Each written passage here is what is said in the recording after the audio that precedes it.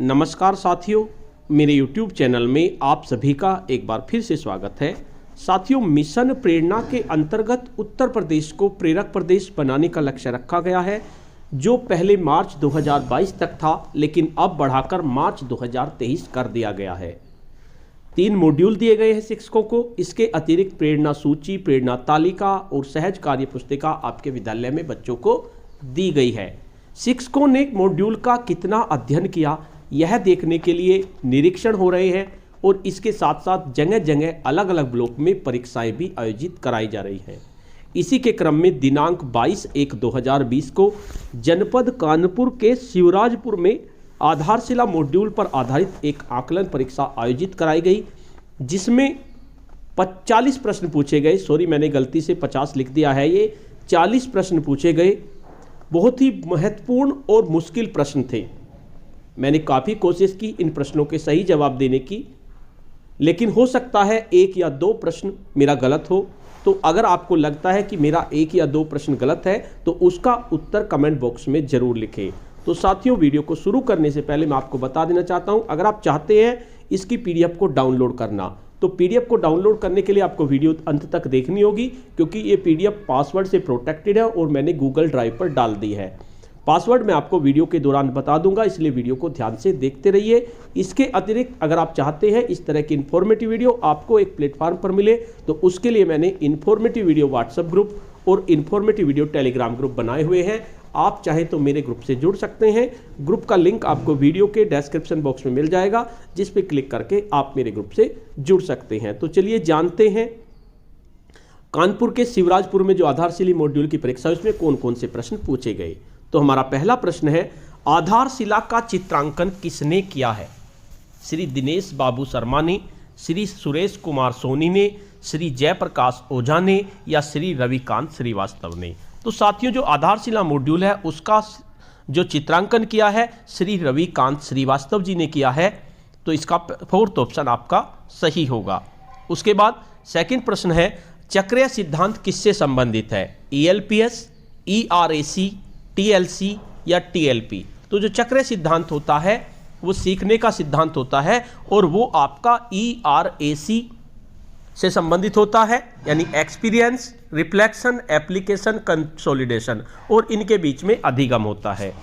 तो उसके बाद तीसरा प्रश्न है, शिक्षा शास्त्र के नई क्षितिज का किसके द्वारा हिंदी में अनुवाद किया गया? मोहनलाल, सरला मोहनलाल, धर्मवीर भारती, कोई नहीं। बहुत ही अलग तरह के प्रश्न इस परीक्षा में पूछे गए, इसलिए वीडियो को ध्यान से देखते रहिए और इसकी PDF को भी आप डाउनलोड कर लीजिए। मैं आपको लिंक आपको वीडियो के डिस्क्रिप्शन बॉक्स में मिलेगा और पासवर्ड मैं आपको बता दूंगा। अभी आप पहले प्रश्नों को ध्यान से देख लीजिए। तो इसका सही आंसर होगा सरला मोहनलाल, यानी शिक्षा शास्त्र के नए क्षितिज का जो हिंदी में अनुवाद किया गया था वो सरला मोहनलाल द्वारा किया गया था। नेक्स्ट प्रश्न है, नकल करके पास होने से फेल होना अच्छा है, कथन किसका है? स्वामी विवेकानंद का, महात्मा गांधी का, अब्राहम लिंकन का, डॉक्टर S राधाकृष्णन का? तो ये जो कथन है कि नकल होके पास होने से अच्छा है फेल हो जाएं, तो ये अब्राहम लिंकन का कथन है और ये आपके आधारशिला मॉड्यूल में अब्राहम लिंकन का एक पत्र दिया हुआ है, उसमें दिया हुआ है। उसके बाद नेक्स्ट प्रश्न है हमारा, TLC का सिद्धांत किस हस्तपुस्तिका में दिया गया है? आधारशिला, शिक्षण संग्रह, ध्यानाकर्षण या तीनों में? तो जो TLC का सिद्धांत है, यानी कि टीचिंग लर्निंग साइकिल, ये हमारे ध्यानाकर्षण मॉड्यूल में दी गई है। उसके बाद नेक्स्ट प्रश्न है, बच्चे शून्य की आकृति की पहचान कर लेते हैं तथा चित्रों में अंतर स्पष्ट कर लेते हैं, क्रम से किन किन सप्ताहों के लर्निंग आउटकम हैं? तो शून्य की पहचान तो तीसरे सप्ताह में कर लेते हैं और चित्रों में अंतर जो है प्रथम सप्ताह में ही करने लगते हैं। तो तृतीय और प्रथम ये आपका आंसर सही होगा। उसके बाद नेक्स्ट प्रश्न है, पाठ्य पुस्तक और समस्या पर चर्चा के दौरान किस प्रकार की बैठक व्यवस्था होनी चाहिए? एकल, छोटा समूह, बड़ा समूह या एकल व छोटा समूह? तो मेरे अनुसार पाठ्य पुस्तक और समस्या पर चर्चा के दौरान छोटे समूह की व्यवस्था होनी चाहिए, तो इसका छोटा समूह सही होगा। उसके बाद नेक्स्ट प्रश्न है, संख्या बूझ गतिविधि किस भाग में है? भाग 1, भाग 2, भाग 3 और इनमें से कोई नहीं। तो संख्या बूझ गतिविधि जो आपकी गणित की गतिविधि है और गणित हमारा भाग 3 से संबंधित है, तो ये भाग 3 में आपकी है। उसके बाद नेक्स्ट प्रश्न है, बच्चे लंबाई का मात्रक जानते हैं, यह किस कक्षा का आकलन संकेतक है? तो ये आपका कक्षा 3 का आकलन संकेतक है कि बच्चे लंबाई का मात्रक जानते हैं। उसके बाद नेक्स्ट प्रश्न है, आधारशिला मॉड्यूल में आकलन और सुधार भाषाई कौशल को कितना समय दिया गया है? 15 मिनट, 10 मिनट, 5 मिनट या 20 मिनट? तो आकलन और सुधार को भाषाई कौशल में 10 मिनट का समय दिया गया है, तो इसका सेकंड ऑप्शन आपका सही होगा। उसके बाद नेक्स्ट प्रश्न है, कैसे शब्द का अनिवार्य रूप से प्रयोग किस प्रकार के सवाल में किया जाता है? कल्पना आधारित, प्रक्रिया आधारित, तर्क आधारित या सूची सवाल? तो जो प्रक्रिया आधारित सवाल होते हैं उनमें प्रक्रिया बताया जाता है। जैसे आप ऐसे ही पूछ ले कि किसी भी प्रश्न को कि आप इस काम को किस तरह से करेंगे, तो आपको पूरी प्रतिक्रिया बतानी पड़ेगी। तो ये प्रक्रिया आधारित सवाल आपके होते हैं। उसके बाद नेक्स्ट है, पठन कौशल के आकलन के लिए कौन कौन से तरीके हैं? मौखिक आकलन, लिखित आकलन, मौखिक व लिखित दोनों आकलन या दोनों में से कोई नहीं? तो पठन कौशल का आपको आकलन करना है तो इसमें आपको मौखिक और लिखित दोनों तरह के आकलन आप कर सकते हैं। तो इसका थर्ड ऑप्शन आपका सही होगा। उसके बाद नेक्स्ट है आपका, वर्ण से ध्वनि, वर्ण और ध्वनि से मिलकर बने किसी शब्द को प्रिंट से ध्वनि में बदलकर उच्चारण करने की क्षमता को कहते हैं। यानी प्रिंट से ध्वनि में बदलकर उच्चारण कर रहे हैं तो इस क्षमता को डिकोडिंग कहते हैं। वर्ण और ध्वनि से कोई शब्द बना और किसी शब्द को प्रिंट में बदलकर उच्चारण कर रहे हैं तो इसे डिकोडिंग के नाम से जाना जाता है। नेक्स्ट प्रश्न है, लिखने की किस अवस्था में बच्चे कुछ शब्दों और ज्यादातर इस्तेमाल होने वाली ध्वनियों से परिचित हो जाते हैं? उभरता लेखन, 4 तरह के लेखन होते हैं। शुरुआती परंपरागत लेखन स्तर, मध्यवर्ती लेखन स्तर, प्रभावपूर्ण लेखन स्तर। तो इसमें आपका मध्यवर्ती जो लेखन स्तर होता है उसमें बच्चे ज्यादातर इस्तेमाल होने वाली ध्वनियों से परिचित हो जाते हैं। लेखन की भी मैं एक वीडियो बनाऊंगा, आप इंतजार कीजिए। मैं वीडियो के माध्यम से ही आपको तीनों मॉड्यूल को अध्ययन अच्छे से करा दूंगा। उसके बाद नेक्स्ट प्रश्न है, बच्चे की रचनात्मक लेखन क्षमता को जांचने और सुधार के लिए कौन से कार्य करने के अवसर दिए जाने चाहिए? डायरी लेखन, कविता कहानी लेखन, यात्रा वर्णन, उपरोक्त सभी। तो बच्चों की रचनात्मक लेखन क्षमता को जांचने के लिए मेरे हिसाब से सभी कार्य कराए जाने चाहिए, डायरी लेखन भी, कविता कहानी लेखन भी, यात्रा वर्णन भी। तो उससे उसकी लेखन क्षमता बढ़ेगी, रचनात्मक लेखन क्षमता। उसके बाद नेक्स्ट प्रश्न है हमारा, परिवेश में उपलब्ध संसाधनों का भाषा सीखने के औजार के रूप में इस्तेमाल करना किस कक्षा का लर्निंग आउटकम है? तो ये आपका कक्षा 2 का लर्निंग आउटकम है कि परिवेश में जो भी संसाधन है उन्हें भाषा सीखने के इस्तेमाल के रूप में बच्चा प्रयोग करने लगे। तो मेरे अनुसार इसका आंसर 2 होगा। उसके बाद नेक्स्ट प्रश्न है, साथियों मैंने काफ़ी कोशिश की है प्रश्नों के सही जवाब देने की, फिर भी अगर 1-2 प्रश्न गलत हो जाता है तो उसके लिए मैं पहले ही सॉरी बोलता हूं आपसे, और आप उस सवाल का सही जवाब वीडियो के कमेंट बॉक्स में विद प्रूफ दें। नेक्स्ट है, कक्षा शिक्षण प्रक्रियाओं को दिशा देने और शिक्षण प्रक्रिया में सुधार को सुनिश्चित करने के लिए कौन सा आउटकम विकसित किया गया है? Focal learning outcome, nested learning outcome, केंद्रीय लर्निंग आउटकम या उपरोक्त सभी? तो जो आपके केंद्रीय लर्निंग आउटकम होते हैं तो व्यापक दृष्टिकोण वाले होते हैं, लेकिन कक्षा प्रक्रियाओं को दिशा देने और शिक्षण प्रक्रिया में सुधार के लिए आपके नेस्टेड लर्निंग आउटकम होते हैं। तो नेस्टेड लर्निंग आउटकम आपका आंसर सही होगा। उसके बाद नेक्स्ट प्रश्न है, गणितीय शिक्षण का उद्देश्य होता है गणित का व्यावहारिक उपयोग, गणित के नियमों की जानकारी, गणितीय सोच का विकास, तार्किक शक्ति का विकास। तो गणित शिक्षण का जो मेन उद्देश्य होता है वो गणितीय सोच का विकास होता है। वैसे तो सारे ही हैं, लेकिन इस मेन जो उद्देश्य होगा वो आपका गणितीय सोच का विकास होगा। उसके बाद नेक्स्ट प्रश्न है, स्केल संबंधी गतिविधि में कितने कितने बच्चों के समय बनेंगे? 4, 3, 2 या 5? अगर आप स्केल संबंधी गतिविधि बच्चों को करा रहे हैं, इन गतिविधियों की भी मैं वीडियो बनाऊंगा, आप इंतजार कीजिए। तो उसमें बच्चों के 4-4 के समूह बनेंगे। नेक्स्ट है, मूल्य झपट्टा गतिविधि में कितने समूह बनते हैं? 4, 3, 2 या 5? तो मूल्य झपट्टा जो गतिविधि होती है उसमें बच्चों के 2 समूह बनेंगे। नेक्स्ट है आपका व्यावहारिक जीवन में स्थान व दूरी मापन के कौशल को किस रूप में देखते हैं? अमानक, मानक, उपरोक्त दोनों, कोई नहीं। तो व्यावहारिक जीवन में पहले तो आप अमानक का ही इस्तेमाल करते हैं, उंगल का, इस तरह का, और उसके बाद धीरे धीरे मानक की तरफ बढ़ते चले जाते हैं। तो इसमें आपका उपरोक्त दोनों आंसर सही होंगे। उसके बाद नेक्स्ट प्रश्न है भाषा संबंधी प्रतियोगिताएं हैं, वाद विवाद, ये तो भाषा की है आपकी, वाद विवाद या भाषण। कवि दरबार, ये भी आपकी भाषा संबंधी है। चेतावनी बनाओ, पोस्टर बनाओ, चेतावनी बनाओ तो नहीं है आपका, ना पोस्टर आपका, तो मेरे हिसाब से इसका आंसर 1, 2 सही होगा। उसके बाद नेक्स्ट प्रश्न है बच्चे विभिन्न त्योहारों, स्थानीय व जिले स्तर पर घटित होने वाली घटनाओं के बारे में समझते हुए अपनी राय व्यक्त करते हैं। यह किस कक्षा का लर्निंग आउटकम है? कक्षा 2, कक्षा 3, कक्षा 4 या कक्षा 5? तो ये आपका कक्षा 3 का लर्निंग आउटकम है। लर्निंग आउटकम आपको याद करनी पड़ेंगे, तो इसके लिए मैं वीडियो बना रहा हूं, आप उन वीडियो को देखते रहिए। हर क्लास का लर्निंग आउटकम के बारे में मैं आपको डिटेल में बताऊंगा।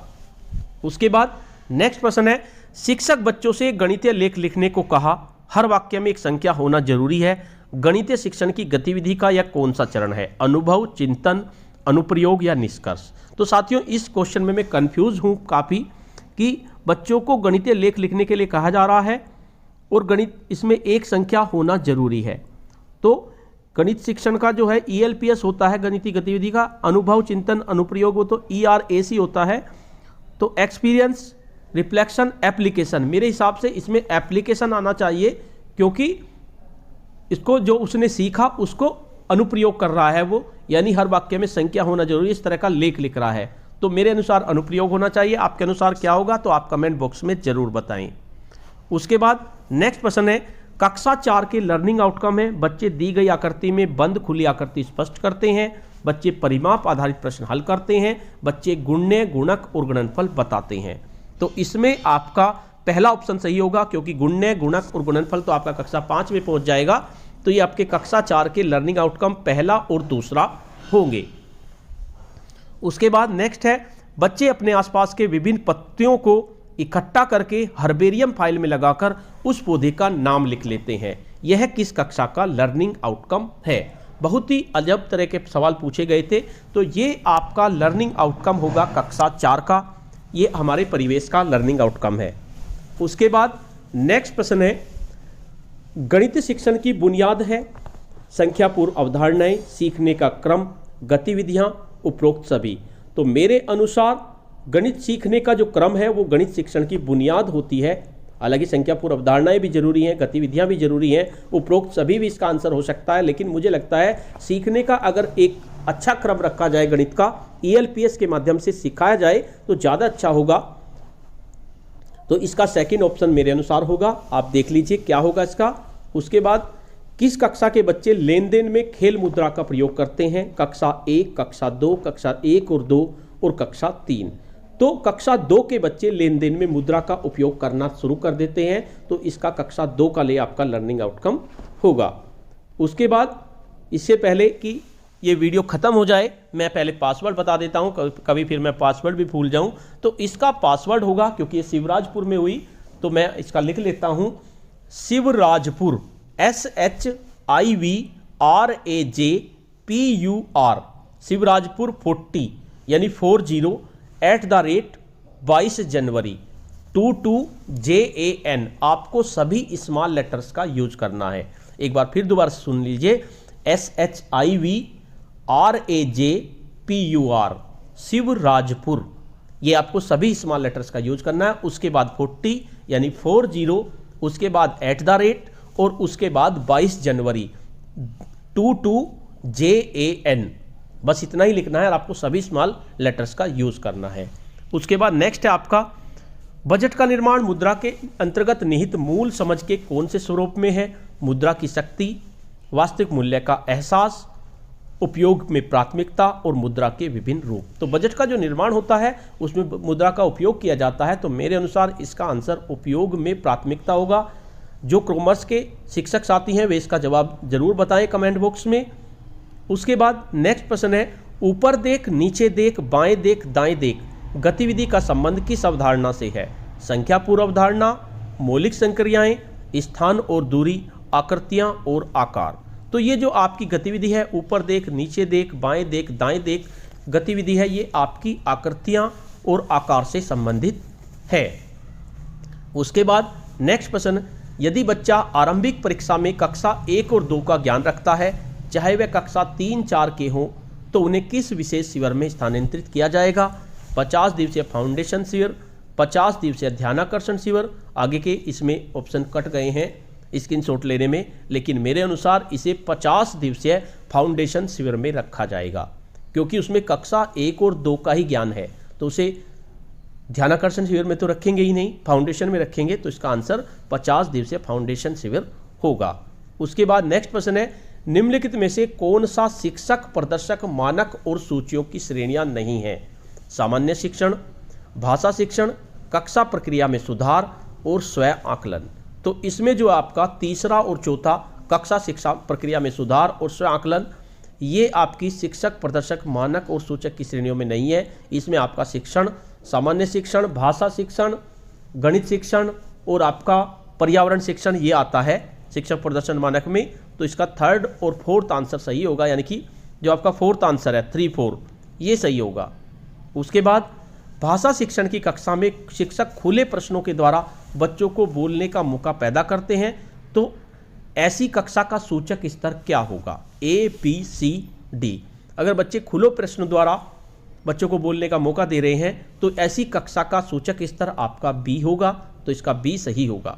उसके बाद नेक्स्ट है, शिक्षण प्रदर्शन का अवकलन कैसे कर सकते हैं? बच्चों का आकलन करके, सेट परीक्षा द्वारा, कक्षा शिक्षण और बच्चों से बातचीत के बाद इंडिकेटर पर टिक करके, उपरोक्त सभी। तो शिक्षक प्रदर्शन का जो अवकलन करना है वो कक्षा शिक्षण और बच्चों से बातचीत के बाद इंडिकेटर पर टिक करके आप कर सकते हैं। उसके बाद नेक्स्ट प्रश्न है, शिक्षक बच्चों का सतत आकलन करते हुए लर्निंग आउटकम संप्राप्ति की दशा में रिकॉर्ड प्रपत्र में अंकित करेंगे। महा, तिथि, महा व तिथि दोनों, महातिथि। तो सतत आकलन करते हुए लर्निंग आउटकम संप्राप्ति दशा में रिकॉर्ड प्रपत्र में महा और तिथि दोनों अंकित करने होंगे। तो इसका थर्ड ऑप्शन आपका सही होगा। उसके बाद नेक्स्ट प्रश्न है, संपूर्ण कक्षा के सीखने के आकलन का रिकॉर्ड शिक्षक बनाएंगे। प्रत्येक माह कक्षावार छात्रवार, प्रत्येक सप्ताह कक्षावार छात्रवार, प्रत्येक माह कक्षावार विषयवार, प्रत्येक सप्ताह कक्षावार विषयवार। तो इसका सही आंसर होगा प्रत्येक माह कक्षावार विषयवार। उसके बाद नेक्स्ट प्रश्न है, समग्र स्कूल या कक्षा के समग्र आकलन का रिकॉर्ड कैसे रखना है? फाइल में, पोर्टफोलियो में, चार्ट में, रजिस्टर में। अगर स्कूल का रिकॉर्ड रखना है, समग्र स्कूल का या कक्षा के समग्र आकलन का, तो ये आपको चार्ट में रखना होगा। बच्चों का आप फाइल में और पोर्टफोलियो में रख सकते हैं, लेकिन समग्र स्कूल का आपको चार्ट में रखना होगा। तो इसका चार्ट में आंसर सही होगा। उसके बाद बच्चों में विविधीय गणितीय कौशलों की सीखने हेतु रिकॉर्ड रखना किसमें सहायक नहीं होगा? कठिनाई जानने और उन पर कार्य करने के लिए, शिक्षक के खुद के मूल्यांकन के लिए, बच्चों के सर्वांगीण विकास के लिए, बच्चों के वर्गीकरण के लिए। तो इसमें आंसर आपका बच्चों के सर्वांगीण विकास, बच्चों के वर्गीकरण के लिए भी चाहिए हमें, शिक्षक के खुद के मूल्यांकन के लिए, तो बच्चों के सर्वांगीण विकास के सही होगा इसका आंसर। उसके बाद नेक्स्ट है आपका, शिक्षक को किन घटनाओं को रिकॉर्ड कर लेना चाहिए? बच्चों का काम में न जुड़ पाना, शारीरिक या मानसिक समस्या, उपरोक्त दोनों। तो इसका सही आंसर उपरोक्त दोनों होगा। उसके बाद नेक्स्ट प्रश्न है, बारबियाना स्कूल में किस हिसाब से प्रवेश मिलता था? परिणाम के हिसाब से, आयु के हिसाब से, पास होने के हिसाब से, इनमें से कोई नहीं। तो जो बारबियाना स्कूल था वहाँ पर प्रवेश का कोई हिसाब नहीं था, तो इनमें से कोई नहीं होगा, वहाँ कोई भी प्रवेश ले सकता था। तो इस तरह से 40 प्रश्न हुए, इसमें मैंने काफ़ी कोशिश की है सही जवाब देने की। तो साथियों, आपको ये वीडियो कैसी लगी? अगर आपको ये वीडियो अच्छी लगी तो इस वीडियो को लाइक कीजिए, शेयर कीजिए और वीडियो पे कमेंट्स कीजिए।